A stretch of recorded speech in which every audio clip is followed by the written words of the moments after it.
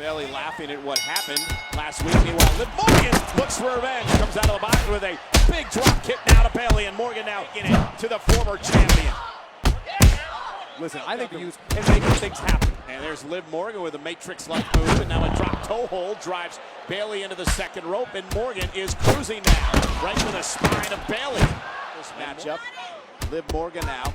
Bayley sidestepping, driving Morgan into the barricade.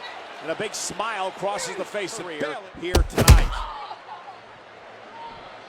Liv hanging on. And Morgan caught with an instant be it. Maybe it's going to put Rock, no doubt about that.